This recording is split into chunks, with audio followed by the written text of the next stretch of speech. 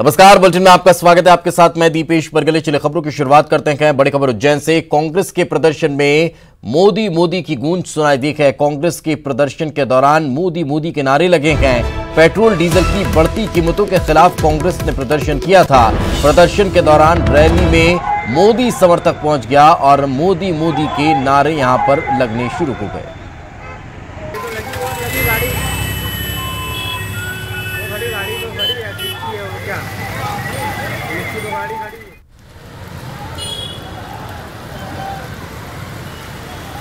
ये तस्वीरें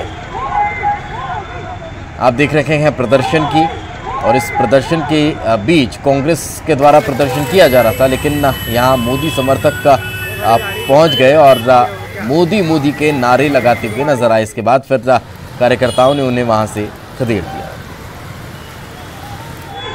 तो आज प्रदेश भर में कांग्रेस ने बढ़ते पेट्रोल डीजल की मांग को जो कीमत लगातार पेट्रोल डीजल की बढ़ रही है, इसे कम करने की मांग को लेकर विरोध प्रदर्शन किया। और इस विरोध प्रदर्शन के दौरान ये एक दिलचस्प तस्वीर देखने को मिली है।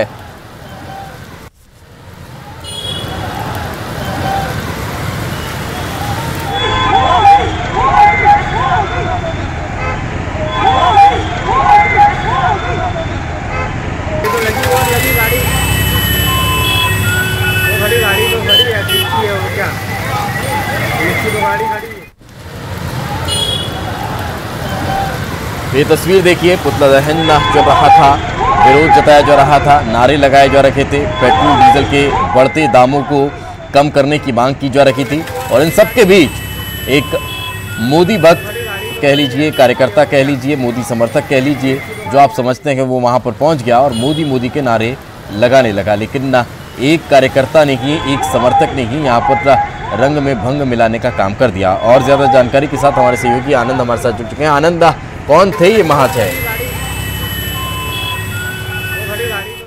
भक्ति बताया जा रहा है, हालांकि बीजेपी के कार्यकर्ता तो नहीं है ये, लेकिन जब इन्हें पता ही चला कि नरेंद्र मोदी के खिलाफ नारेबाजी हो रही है और ये अपने काम से ही जा रहे थे, लेकिन इस बीच रुके और कांग्रेसी कार्यकर्ताओं से बात करने लगे। और इसी बीच कांग्रेस कार्यकर्ताओं इन दोनों में झड़प सी भी हो गई।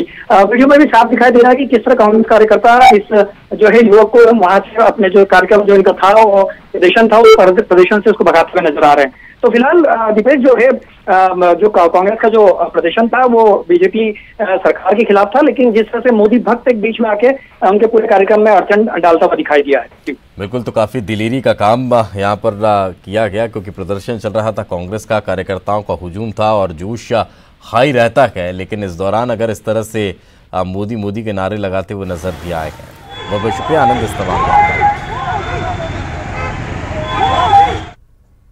पेट्रोल डीजल की बढ़ती कीमतों के विरोध में उज्जैन में भी कांग्रेस कार्यकर्ताओं ने प्रदर्शन किया। इस दौरान कार्यकर्ता कांग्रेस ऑफिस से बैलगाड़ी पर सवार होकर चामुंडा चौराहे तक प्रदर्शन करते नजर आए।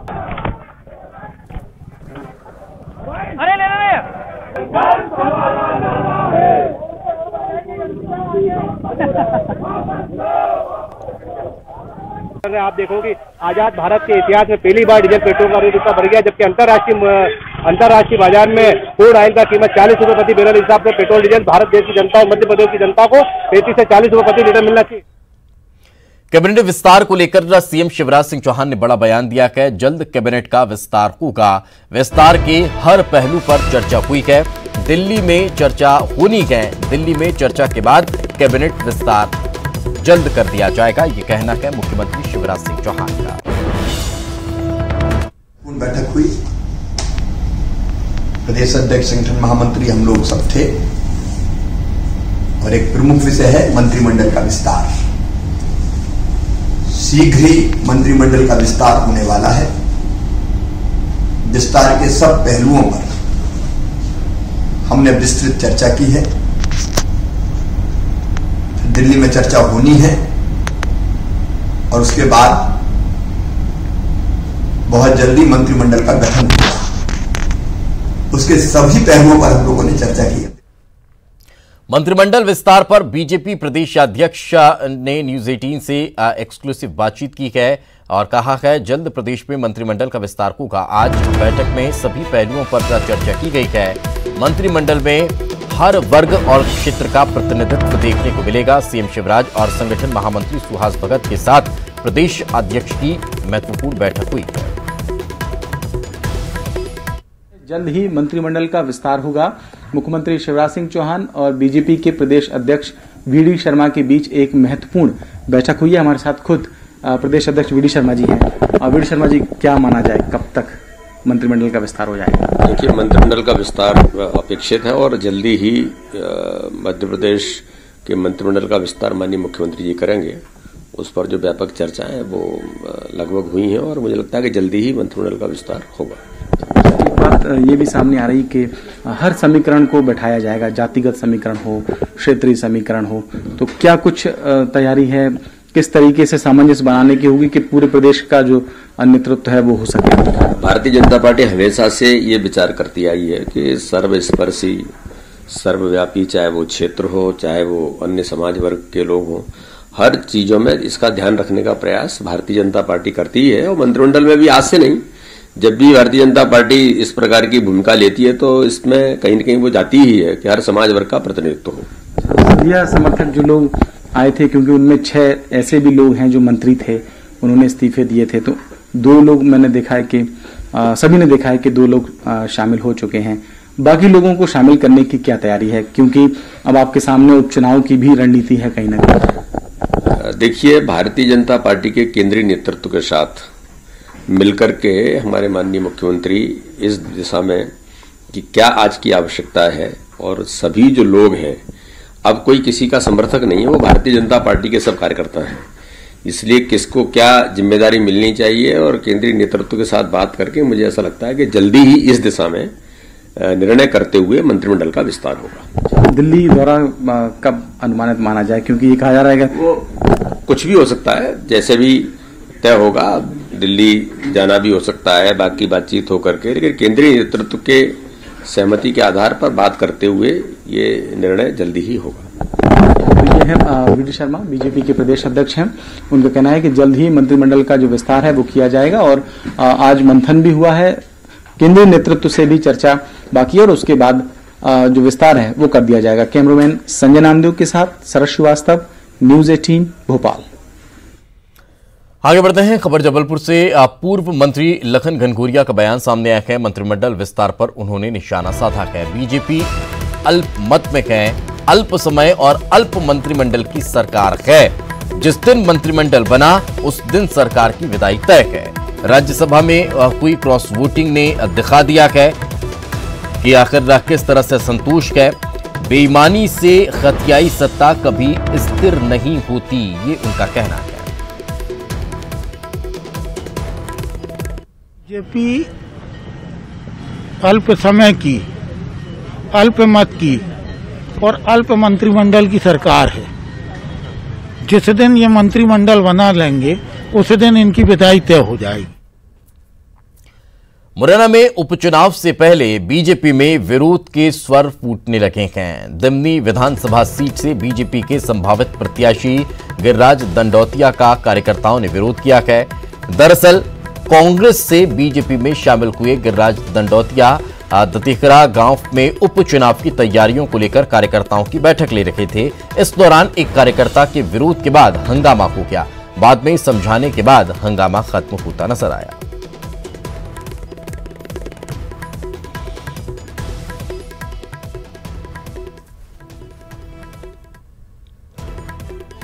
तो आपको बता दें कि उपचुनाव की तैयारियां चल रही है, तो फिर नेताओं का रूठना मनाना भी लगातार जारी है। खबर ग्वालियर से। ज्योतिरादित्य सिंधिया का कार्यकर्ताओं को संदेश, 25 जून को वर्चुअल रैली आयोजित की जाए। वर्चुअल रैली को लेकर संदेश दिया गया। वर्चुअल रैली को कामयाब बनाने की अपील की गई है। कार्यकर्ताओं से रैली में फेसबुक पेज से जुड़ने की अपील की गई है। तो ये बड़ी खबर हम आप तक पहुंचा रखे हैं। एक बड़ा संदेश दिया गया है ज्योतिरादित्य सिंधिया के द्वारा। कार्यकर्ताओं को 25 जून को वर्चुअल रैली की जा रही है और इस वर्चुअल रैली में ज्यादा से ज्यादा संख्या में कार्यकर्ता आए, फेसबुक पेज से जुड़े और वर्चुअल रैली का हिस्सा बने।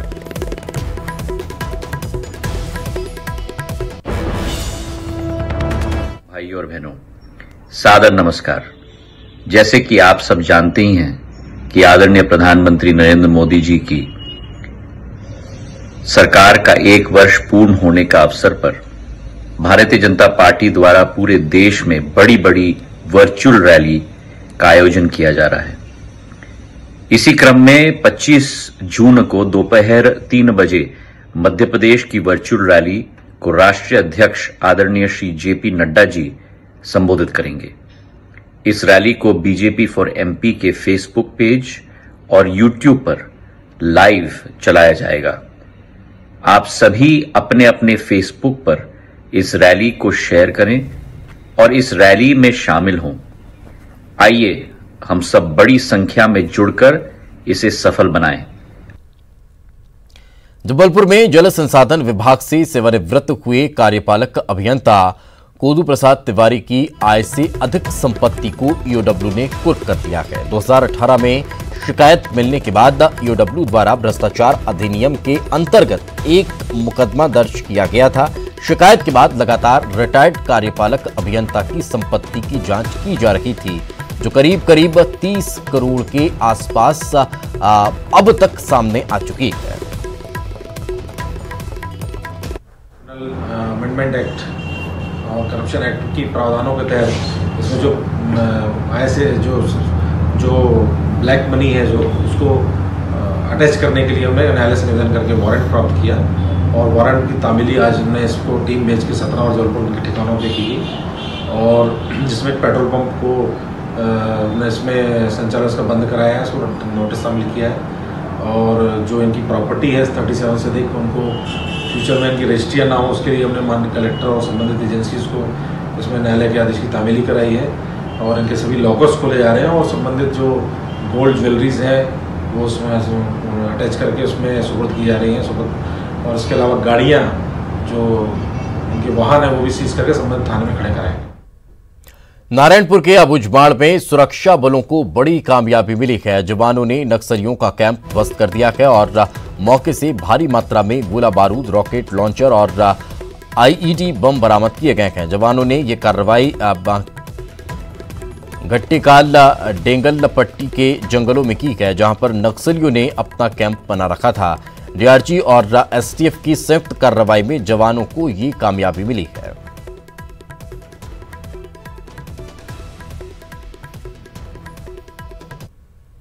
बालोद जिले में भारी बारिश की वजह से ग्रामीण अंचल के पुल पुलिया उफान पर है। गोरड़ ब्लॉक ग्राम टेंगना बरपारा की तरफ जाने वाले मुख्य मार्ग का पुल बारिश की वजह से टूट गया है, जिसकी सूचना मिलने के बाद भी मौके पर तत्काल कलेक्टर और प्रशासनिक अमला पहुंचा। कलेक्टर ने ग्रामीणों को आवागमन में हो रही दिक्कतों को देखते हुए तमाम सुविधा उपलब्ध कराने की बात कही है। वहीं स्वास्थ्य के लिए और ग्रामीणों के आने जाने के लिए दूसरे रास्ते को ठीक करने की बात कही गई है। इस पुल के टूटने से मुख्य मार्ग से ग्रामीणों का संपर्क टूट चुका है। मुंगेली में हुई पहली बारिश में स्थिति बेकाबू हो गई है। मुंगेली वाटर फिल्टर प्लांट में बारिश का पानी भर गया है, जिसे निकालने की कवायद जारी है। नगर पालिका के पंप के जरिए पानी निकाला जा रहा है। इसके साथ ही नगर पालिका निगम के कर्मचारी अधिकारी वाटर सप्लाई व्यवस्था दुरुस्त करने में जुटे हैं। के बाद एक बार फिर आपका स्वागत है। रूस में 75वीं विक्ट्री डे परेड का आयोजन किया गया। इस मौके पर भारत के रक्षा मंत्री राजनाथ सिंह भी मौजूद रहे। भारतीय सेना की एक टुकड़ी ने भी इसमें हिस्सा लिया। 75 सदस्यों वाली इस टुकड़ी में आर्मी, एयरफोर्स और नेवी के सैनिक शामिल हैं। इनकी अगुवाई सिख लाइट इन्फेंट्री रेजिमेंट के मेजर रैंक के अफसर ने की है। इस रेजिमेंट ने दूसरे वर्ल्ड वॉर में हिस्सा लिया था। इस जंग में लड़ने के लिए इसने 4 बैटल ऑनर और 2 मिलिट्री क्रॉस समेत कई वीरता पुरस्कार हासिल किए थे। आपको बता दें कि परेड में रूस के 14,000 सैनिक, आर्मी के 234 व्हीकल, मिसाइल और टैंकों के साथ शामिल हुए हैं। रूस हर साल जर्मनी के नाजियों से union of Soviet socialist republics की जीत की याद में विक्ट्री डे मनाता है।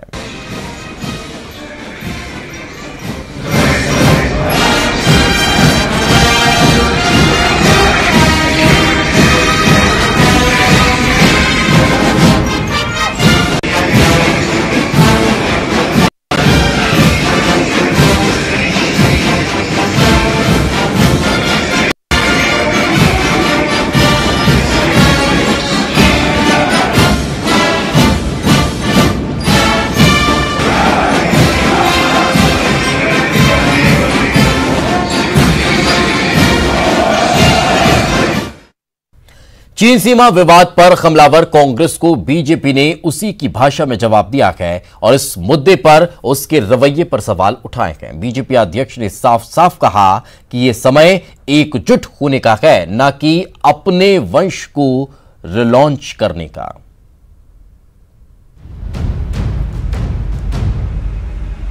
चीन के मुद्दे पर लगातार हमला बोल रहे कांग्रेस नेतृत्व पर बीजेपी अध्यक्ष जेपी नड्डा ने ट्वीट के जरिए हमला बोला है। नड्डा ने पिछले हफ्ते हुई सर्वदलीय बैठक का जिक्र करते हुए कहा कि सवाल पूछना विपक्ष का अधिकार है। ऑल पार्टी मीटिंग में माहौल अच्छा रहा। विपक्ष के कई नेताओं ने अहम सुझाव दिए। उन्होंने सरकार का समर्थन भी किया। सिर्फ एक परिवार अलग था। कोई अनुमान लगा सकता है कि वह कौन था। एक ऑल पार्टी मीटिंग हुई थी जिसमें सारे सवाल पूछे थे, सारे सवालों के जवाब भी दिए गए थे। एक स्टेटमेंट भी प्रधानमंत्री द्वारा रिलीज किया गया था। बट नड्डा जी का स्पष्ट मानना है, one family was the exception.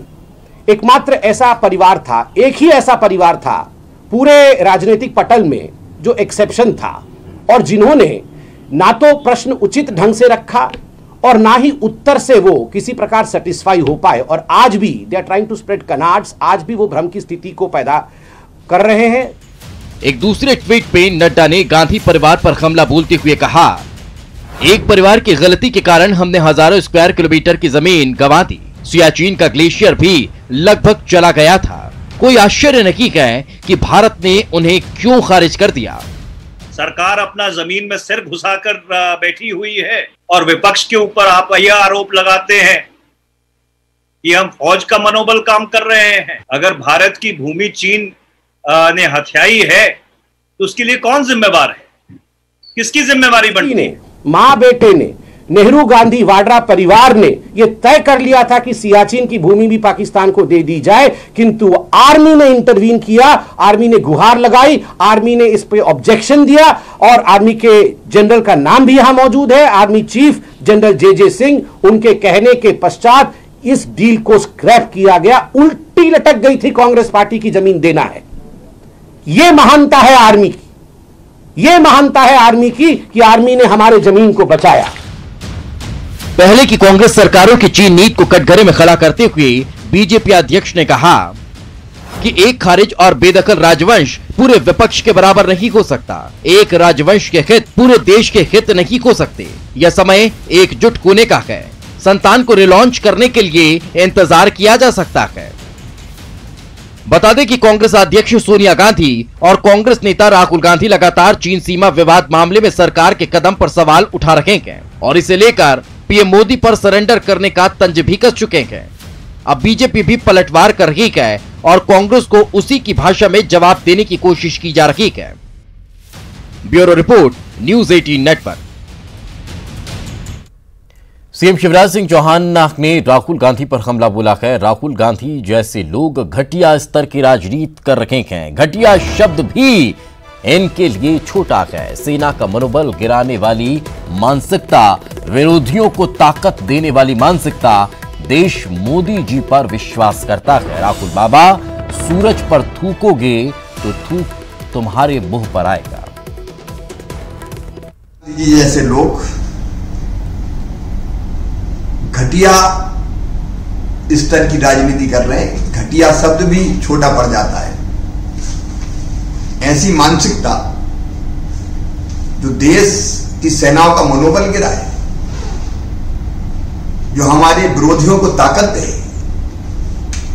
माननीय मोदी जी के विरोध में अंधे होकर, और मोदी विरोध भी इसलिए कि सम्माननीय नरेंद्र मोदी जी आज करोड़ों करोड़ जनता के हृदय के हार है, भारत के मुकुटमणि है और देश की जनता ने यह बता दिया है कि मोदी जी के हाथों में देश पूरी तरह सुरक्षित है। देश मोदी जी पर विश्वास करता है और ये मोदी जी को ऐसे मोदी जी के खिलाफ ऐसे शब्दों का प्रयोग करके केवल मोदी जी का नहीं, देश का मान घटा रहे हैं। राहुल बाबा, सूरज पे अगर थूकोगे तो थूक तुम्हारे मुंह पर ही आएगा। तेल कंपनियों ने बुधवार को लगातार 18वें दिन डीजल की कीमत में बढ़ोतरी की है। इस बढ़ोतरी के साथ ही राजधानी दिल्ली में डीजल की कीमत पेट्रोल से ज्यादा हो गई है। ऐसा भारत के इतिहास में पहली मर्तबा हुआ। इतिहास में पहली बार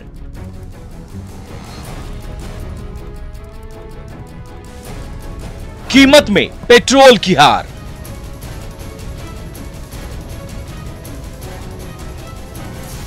डीजल ने ली बाजी मार।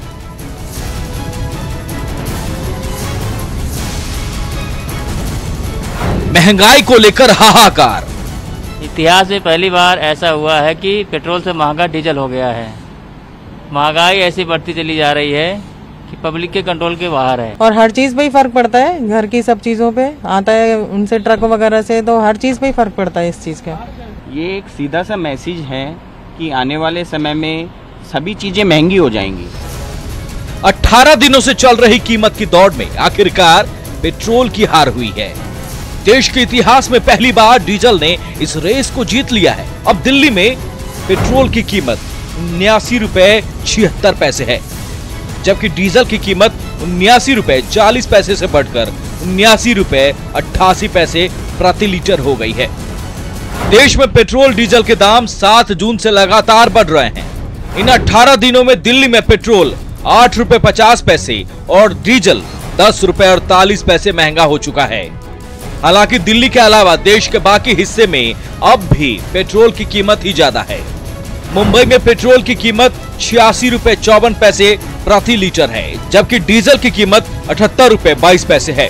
चेन्नई में पेट्रोल की कीमत 83 रुपए 4 पैसे प्रति लीटर है, जबकि डीजल की कीमत 77 रुपए 17 पैसे प्रति लीटर है। वहीं कोलकाता में पेट्रोल की कीमत 81 रुपए 45 पैसे प्रति लीटर है, जबकि डीजल की कीमत 77 रुपए 6 पैसे प्रति लीटर है। पहले से ही कोरोना ने आम लोगों की कमर तोड़ रखी है, उस पर पेट्रोलियम की कीमत में लगातार हो रही बढ़ोतरी ने लोगों की बेचैनी बढ़ा दी है।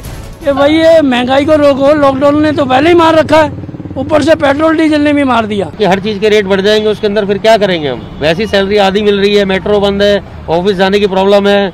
ये चाहता है कि हम घर बैठ जाएं, दोबारा लॉकडाउन जनता अपने आप कर दे। ये अपने आप जनता से लॉकडाउन करवाना चाहते हैं। डीजल की कीमत बढ़ने का चौतरफा असर होता है। इससे ट्रांसपोर्ट की लागत तो बढ़ेगी, महंगाई बढ़ने का खतरा भी मंडराने लग जाएगा। Bureau report, news 18 network. और चलिए इसी के साथ इस बुलेटिन में फिलहाल इतना ही। खबरें लगातार जारी हैं।